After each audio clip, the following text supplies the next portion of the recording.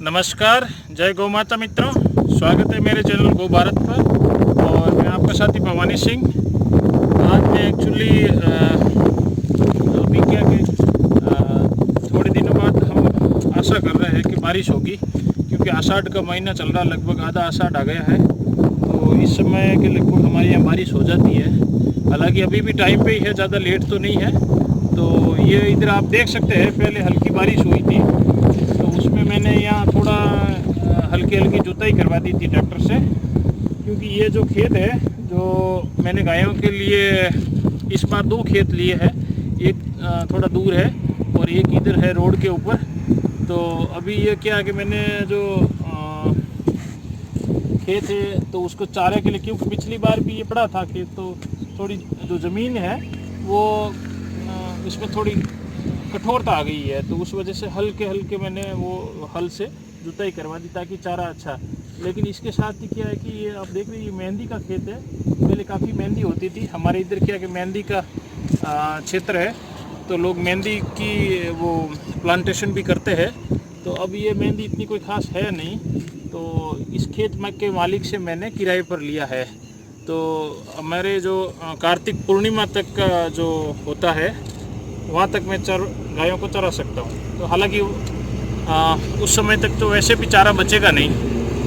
तो जुताई करवाने का एक फ़ायदा ये होता है हल्की जुताई का, एक तो चारा बहुत अच्छा होगा, और आप देख रहे हैं बीच में जो ये अंग्रेजी बबूल की झाड़ियाँ उग गई है, क्योंकि ये जहरीला पौधा है। तो उस वजह से मैं अभी क्या कि सुबह के समय आए थे तो उस साइड में हमने जो इकट्ठी करके वो जलाई है। और अभी जो इनके कांटे भी बड़े जहरीले होते हैं, अगर लग जाए तो काफ़ी दिन दर्द करता है। तो अभी जो ये सामने के है थोड़े बहुत है, तो इसको हम जला देंगे।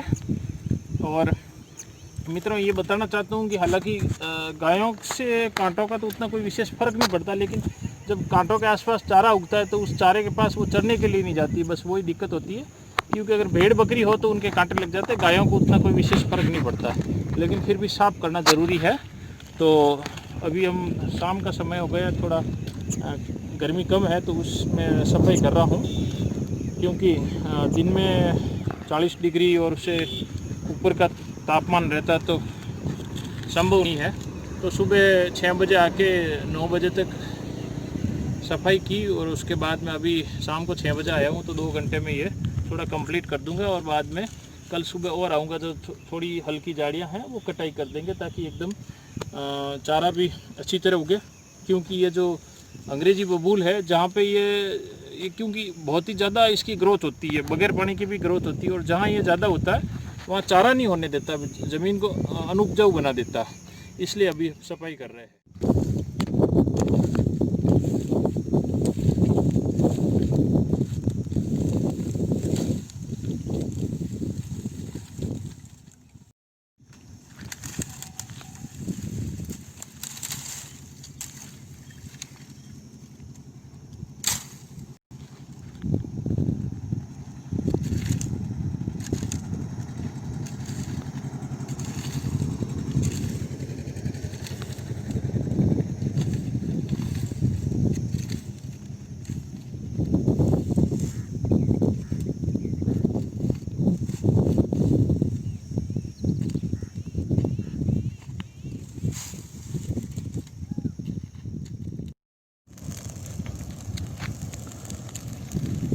तो मित्रों, ये अंग्रेजी बबूल के जो कांटे हैं तो उनको जलाना ही एकमात्र इनका उपाय है फ़िलहाल तो, क्योंकि इनके कांटे बहुत ही जहरीले होते हैं। और पहले के टाइम में जैसे इसकी बाड़ वगैरह, खेतों की बाड़ वगैरह बनाने के लिए प्रयोग किए जाते थे, लेकिन अब क्या है कि लगभग हर जगह तारबंदी होने लग गई है। ये जाली खींच के तारबंदी हो जाती है, तो उस वजह से ये जला देते हैं तो नष्ट हो जाते हैं।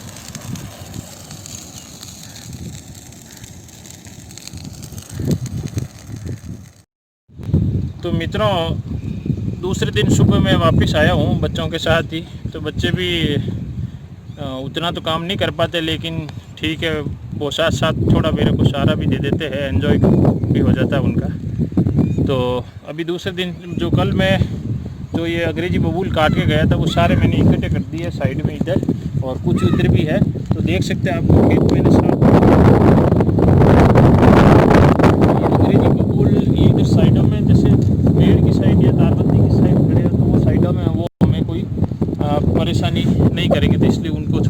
छोड़ दिया है और वो दूसरे खेत में भी है। तो ये 8 बीघा है और 14 बीघा जो दूसरी साइड मैंने यहाँ से 2 किलोमीटर दूर किराए पे ले रखी है। तो उसका मैं कल जाके उसके तारबंदी नहीं है तो उसके अच्छी जो बाड़ बनाएंगे, क्योंकि वहाँ ये अंग्रेज़ी बबूल भी काफ़ी है। तो अंग्रेज़ी बबूल बाड़ बनाने के लिए ही और सिर्फ जलाने की लकड़ी के लिए ही काम आता है, बाकी दूसरा उसका कोई उपयोग नहीं है। क्योंकि जैसे इसकी जो फली आती है पीले कलर की, इतनी बड़ी होती है, थोड़ी बड़ी भी हो सकती है, तो गाय भेड़ बकरी मतलब बड़े चाव से वो फली खाती है, लेकिन एक्चुअली वो जहरीली होती है। तो उसके कई क्या हो गए पाचन सिस्टम में और पेट में कई उसके बीमारियाँ आ जाती, विकार आ जाते। उसके बाद में कई बार ऐसा भी होता है कि ज़्यादा लंबे समय तक ये फलियाँ खाने से गायों की मौत भी हो जाती है।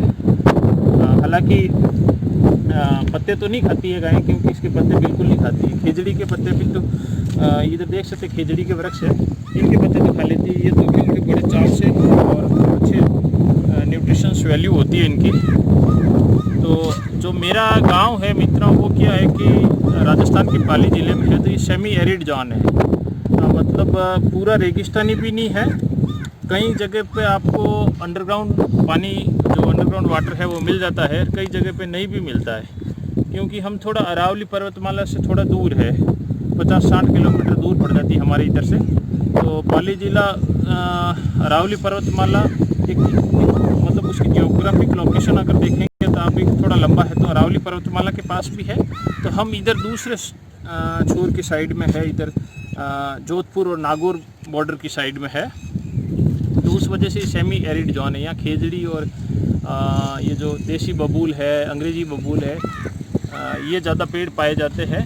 तो अंग्रेज़ी बबूल की भी अपना एक रोचक इतिहास है, वो मैं आपको बताना चाहता हूँ कि हुआ क्या कि जो मैंने सुना है और पढ़ा है, जोधपुर महाराजा उमेश सिंह जी हुआ करते थे। तो 20वीं सदी के प्रारंभ की बात है। तो वो खुद पायलट थे, जहाज उड़ाते थे। तो उन्होंने देखा कि जब उन्होंने ऊपर से देखा कि भाई जो मेरा जो राज्य है, जोधपुर का राज्य जिसको मारवाड़ बोला जाता है, जो मारवाड़ है ये बहुत ही सूखा सूखा है, यहाँ मतलब हरियाली नहीं है। तो उन्होंने अंग्रेज़ों से, उस समय अंग्रेज़ों का राज था देश में, तो अंग्रेज़ों से बातचीत करके ये उत्तरी अफ्रीका से ये जो अंग्रेज़ी बबूल के ये बीज मंगवाए गए और फिर ये हेलीकॉप्टर या एरोप्लेन से सब जगह फेंक दिए गए खेतों में। तो क्योंकि ये बहुत ही कम पानी में और बहुत ही तेज़ी से बढ़ने वाला पेड़ है, तो उस समय तो ये हरियाली के लिए अच्छा सोच के ही काम किया था, लेकिन बाद के टाइम में लगभग 100 साल बाद में ये किसी ने सोचा भी नहीं होगा कि ये बहुत बड़ी मुसीबत हो जाएगा। तो अभी लोग इसको है निकाल रहे हैं, क्योंकि अभी लोग समझने लगे कि जहरीला इसका कोई उपयोग नहीं है।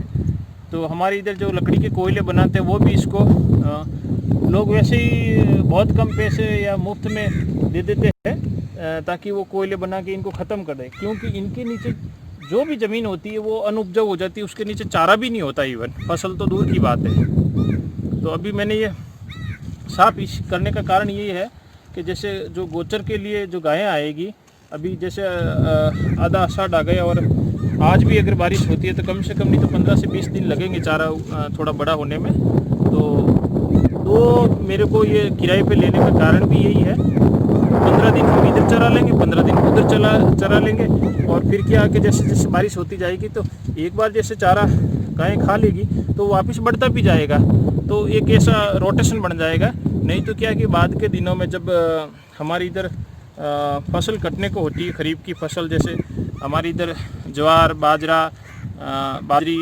मक्का तो सॉरी नहीं बोते हैं, जो हमारी इधर ये मूंग, मोठ और तिल, ये मुख्यतः फसलें होती है। तो इन फसलों के कटने का समय होता है, अगर जल्दी, कई बार क्या होता है कि अगर टाइम पे बारिश हो जाती है जल्दी, तो ये लगभग नवरात्रि, जो आसोजी नवरात्रि होते हैं उनके आसपास श्राद्ध पक्ष में लगभग ये खेत खाली हो जाते हैं। तो उस समय तो गायें फिर खेतों में बाहर चरने के लिए अलाउ कर दी जाती है, क्यों जब फसल खड़ी होती है तो खड़ी फसल में तो कोई चरा नहीं सकता ना।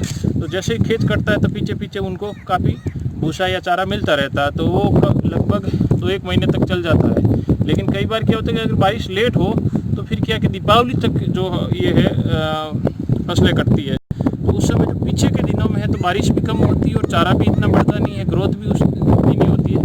तो उस समय क्या है कि एक अगर इसमें यहाँ अगर चारे की कमी हो गई तो दूसरी साइड ले जाएंगे। तो वो 15-20 दिन का एक पीरियड होता है, उस पीरियड में चारे की बहुत ही सख्त आवश्यकता होती है। ये इसी दिक्कत की वजह से मैंने 2 लिए। अगर आपके पास मित्रों जैसे गोचरण के लिए आप करना चाहते हो, जैसे 2 गाय है आपके पास, तो 2 गाय के लिए जो हमारे राजस्थान में 1 बीघा जो हमारा बीघा होता है वो 1 बीघा लगभग पर्याप्त है। तो उसको आप आधे में बांट दे, आधे में इस समय मतलब 15 दिन चले, दूसरे आधे में 15 दिन, तो वो उस चारे की ग्रोथ भी अच्छी होती रहती है। तो उस हिसाब से आप अपने मैनेज करें।